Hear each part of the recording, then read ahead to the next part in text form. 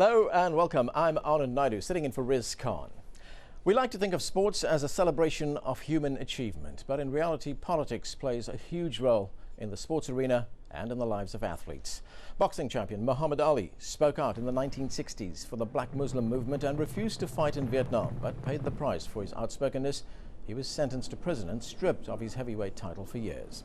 When American football player turned soldier Pat Tillman was killed in Afghanistan, the Pentagon suppressed the fact that he was killed in a friendly fire incident to protect the image of the U.S. Armed Forces. And this summer, the Iraqi national football team became a symbol of unity for their ravaged country after winning the Asia Cup. Today we'll discuss the intersection of sports and politics and its effects on everything from national pride to social justice. Don't forget, we take your calls on the show. You can reach us at the numbers there at the bottom of your screen.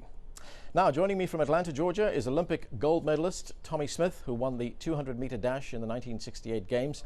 He was stripped of his medal and kicked out of the U.S. Olympic Village for expressing his solidarity with the U.S. civil rights movement as he received his medal in Mexico City. The iconic image serves as the cover for his recent autobiography, Silent Gesture. Since then, Smith has been an educator and track and field coach for 40 years. And joining me right here in Washington is veteran sports writer David Zirin, author of several books, including the Muhammad Ali Handbook and What's My Name, Fool? Sports and Resistance in the United States. His most recent work was published this summer entitled Welcome to the Terror Dome, The Pain, Politics and Promise of Sports. Mr. Zirin is also a columnist for Slam magazine, a regular contributor to The Nation magazine, and a regular op-ed writer for the Los Angeles Times. Gentlemen, welcome to the show. Great to be here. Thank you. Tommie Smith, let me start off with you. When we talk about the intersection of sport and politics, that picture of you and John Carlos staging that demonstration at the 1968 Games is seared in our minds. Take us back to that time and that incident.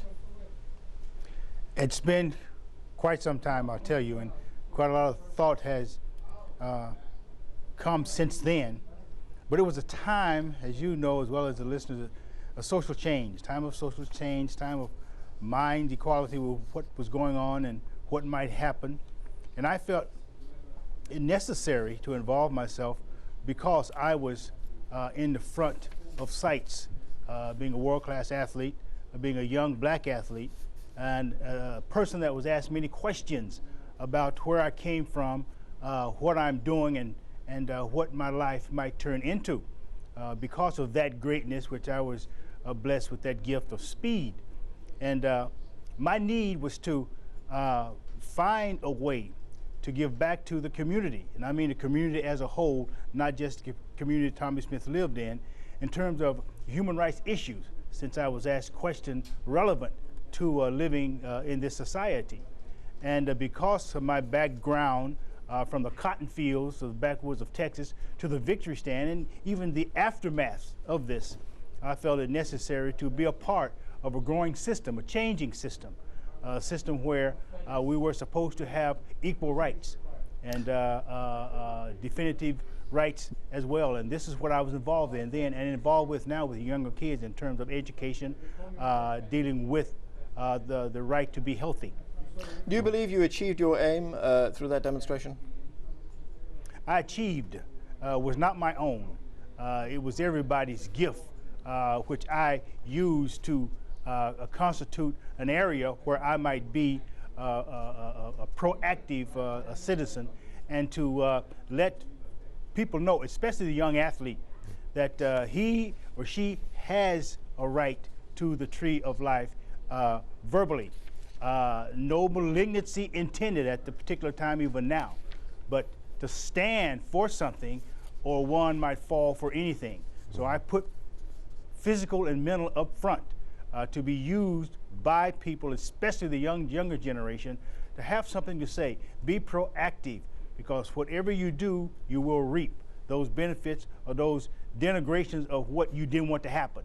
And I think what Tommie Smith did, someone got something out of it positive. And of course, negativity sometimes brings positiveness because it generates a thought process, like the victory stand did. Okay, Tommie, we'll get back to you in a moment. Let's talk to Dave here. Let's fast forward to 2007. Sure. We've got the Beijing Olympics just coming up. In fact, the Chinese government just commemorated the one-year countdown to the to the Olympics. There's already been one demonstration at the Great Wall just a few weeks ago by Tibetan activists, or activists rather, demonstrating for Tibetan independence. Are we going to see a lot more of that? I think absolutely. This is going to be a political extravaganza. It's like going to be the Super Bowl of the intersection of politics and sports. I mean, and it's because of the conditions that are being created in Beijing right now. Already, a conservative estimate is that 1.5 million people have been displaced for the Beijing Games. But with that also comes all sorts of things that Tommie Smith experienced in Mexico City in 1968, where there's government repression of dissent, there's the effort through fair use laws of getting people off their land so they could build facilities for the Olympics. And I think a lot of what's happening in Beijing right now, it is an echo of the ghosts of 1968, when in Tlatelolco Square at La Plaza de las Tres Culturas, several hundred students and workers were executed to make Mexico City hospitable for the Olympic Games. This kind of repression, sometimes it's low frequency, sometimes it's high frequency, is something that takes place really before every Olympic Games. And I think you're going to see more protest as it gears up, as well as protest by human rights activists trying to draw attention to some of China's foreign policy ventures around the world. Do you believe that sport has a role to play in this kind of social activism? Absolutely, because I mean the sad fact in our country is that in the United States is that the political level is really quite low. Most people are very alienated from politics in this country, yet most people are in fact very engaged in sports. That's a basic reality. Most people think that politics is what happens on Capitol Hill, that the guys in the bad haircuts do over lunch, and people are alienated from that. I mean, you hear far more vociferous debate on sports radio, I would argue, than on political talk radio. And often we have our most honest discussions in this country about racism, about gender politics, and even about war and peace through the prism of sports. Okay, let's go back to Tommie Smith. We have a viewer, one of our viewers is calling in from Rome. Jack from Rome, go ahead with your question, please. Yeah. Hi. First of all, can you hear me? Yes, we can. Go ahead. Yeah. First of all, I want to commend him doing a wonderful thing and ask, did he ever get his gold medal back? And if, why not? It's Jack Shepard from Rome. And he has to continue, and what he started, we have to finish. So he's just a champion in my heart and in my mind. And thank you for being what you are and what you do. Thank you, Jack. Tommie? Jack, thank you. I've always been exactly that, a person who stood out front.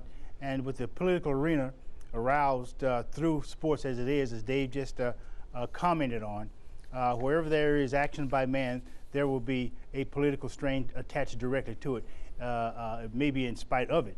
So I do understand that Beijing, with its human rights issues, will be very similar to Olympic Games past, especially Mexico City. And the entire world must know that it is a political arena. And politics must be an area which people will open their minds to and actually understand the reasoning for that political power. It's the almighty dollar, simple and clear. Tommie, you paid dearly for that action at the 68 Games. You lost your medals, you were expelled from the Olympic Village. In all the years, it's almost 40 years now, have you ever had any regrets about what you did at that time? No, I never had any regrets. I had a lot of thoughts, a lot of ways that I thought would have been different, but it always come back to what happened, because it was destined to happen in the way it did. When one physically is stamped with that pull muscle that I had, but I still ran that race. In fact, faster than I ever had run a race before.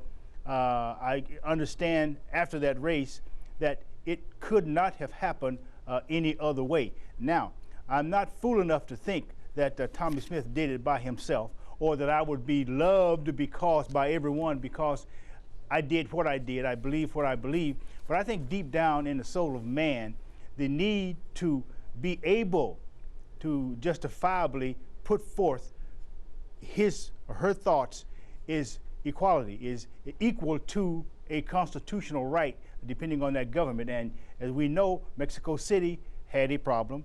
Beijing have a problem, and will probably experience more problems. And this will be the interest of the Beijing Games, how politics would play and the discretion of attitudes dealing with that particular problem.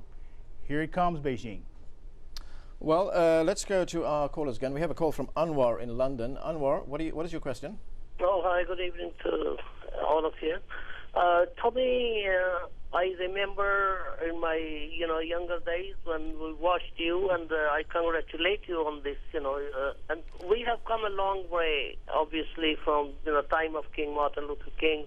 Muhammad Ali has also achieved something.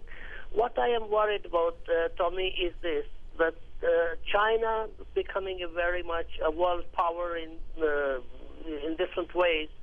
Do you think that there is a danger that next year, when the Olympic Games are held, certain countries, including your own country, America, is going to do a propaganda against China, which might harm the actual spirit of the sport? Thank you. No such thing as perfection. No such thing as it must be right and no danger. The situations around it will deal with percentages of that danger, and the cost of prohibiting the onslaught of stupidity dealing with death. People understand me. So yes, there is a danger, and everything man does, there is a danger, but there is procurement of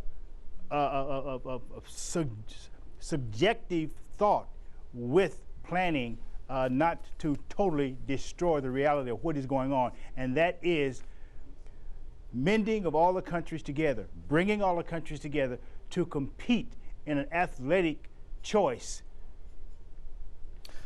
Okay, Can I come in on that? Yeah, sure, go ahead. Because actually, I'm far more afraid that the United States government is going to do more to cover up human rights abuses that are going on in China for the Games, as opposed to using it as a sounding board for anti-Chinese propaganda.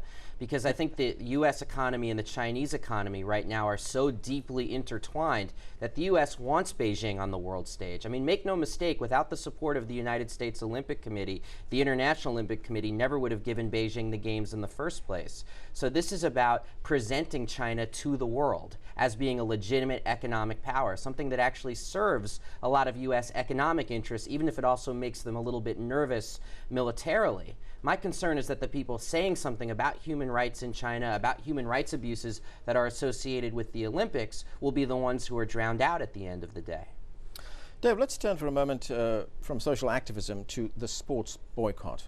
We've seen it being used against South Africa during the apartheid years. Even in the last Olympics, the Germans and to some extent the Americans were talking about, rather the World Cup, talking about getting Iran out of that. Right. Have sports boycotts ever worked? Well, certainly they were very effective with regards to African organizers and solidarity movements around the world with regards to South Africa and Rhodesia. And actually this relates strongly to Tommie Smith and John Carlos and Lee Evans and the other people involved with the Olympic Project for Human Rights back in 1968. See, oftentimes that's looked on as a moment. You know, they raised their fists to the skies, but it was more than a moment, it was a movement. And one of their demands, which really did reflect the internationalism of the time, was that South Africa and Rhodesia be disinvited from the Olympics. So I think with regards to Africa and with regards to apartheid regimes, it was a very powerful weapon to raise attention to those issues. But when it was then used by the big world powers, when it was used by the United States to keep their Olympic team out of Moscow in 1980, and then by the Eastern Bloc to keep their athletes out of Los Angeles in 1984, I mean, then it just looked petty. It looked like just the clash of the titans, and then the rest of us have to suffer for because of a diminished game. So to me, the question is always, is it a boycott from above or a boycott from below? And yet sometimes sport can work as an agent for change, agent for reconciliation. We just saw that most recently when Iraq won a tournament, a soccer tournament, and there was this spontaneous celebration. There was a spontaneous outburst of unity, actually, in Iraq. But there was also the call by the Iraqi captain to say that the U.S. troops should leave the country. That was one of the first comments after they won. So I thought that was very interesting because it created a limitation on how much it could be used by the Bush administration to say, hey, the success of the Iraqi soccer team is a symbol that the surge of troops is working, that the occupation is working. I mean, if anything, to me it showed how resilient the human character is, expressing itself in Iraq. And that's the universal human character, not the Middle Eastern or the Muslim character or anything like that, but about the human character to say, you know what, we have the capacity to come together even in the most dire of circumstances. Tommie Smith, looking at you know, the demonstration that you and John Carlos staged, and this is 40 years, almost 40 years later, a silent prayer, as you called it at the time. Do you believe that it has changed attitudes, that attitudes have changed since then? Well, attitudes have certainly had a thought of change. A lot of attitudes have changed. A lot of attitudes is in the process of thinking, and so there are some attitudes that won't change. We're dealing, as Dave said a few moments ago, about 1980 and 1968. The athletes had a choice to or not to. We chose to because of, and you look at the bigger world picture in 1980. The powers of the country said, no, you guys are not going because of certain invasions, and that's a bit out of character of the use of positive to defeat negative. 68 certainly did impact, but it impacted coming from where the problem hit directly, and not the powers on the outside of military action. And that is the big difference in the athletes' involvement and the world power involvement. So politics, at the onset of this conversation, does have a bigger weight when it comes to the athlete, and not the world powers to or not to, above or below, if it's just said. You know, we talk about the demonstration, but was there, and we just have a minute left, I'm wondering if you could tell us this, was there a defining moment in your life that shaped your beliefs? Defining moment that shared my beliefs? Yes. This need to be understood by me, the question. Otherwise, you know, there's tangents that we could go off on many different directions. Right. It had an effect. It had an effect on my life afterwards. It had an effect on my life before. But the impetus of that impact was the change of my life at that moment in Mexico City. And I had reason to believe that it would, otherwise, why do it for no reason? I got to tell you, one of the defining moments in my life that shaped me was seeing Tommie Smith and John Carlos on that Olympic stand and having that poster up in my room all through high school and college. So thank you, Tommie Smith. Yes, and thank you to you, pleasure. Tommie Smith, and thanks to Dave Zara, and thanks for joining us here. And thank you for being with us. On the next show, we are going to be talking with a young man who survived Rwanda's genocide and was adopted and brought to the United States by a group of American reporters. Years later, he documented his journey back home with a film camera. Don't forget, if you have any thoughts about this or any other pressing issues around the world, send us your emails to riz@aljazeera.net. Street Talk is next.